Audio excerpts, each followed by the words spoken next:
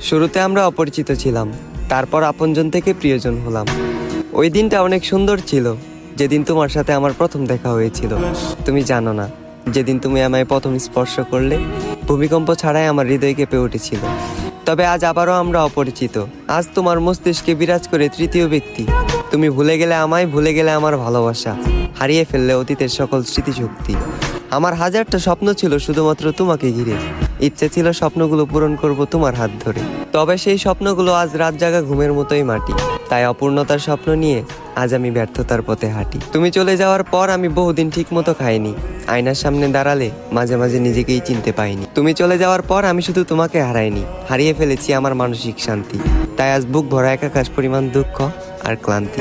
তবে আমি জোরে সুরে বলতে পারবো, আমি তোমার কোনো ক্ষতি করিনি। যা করেছি শুধু নিজের ক্ষতি।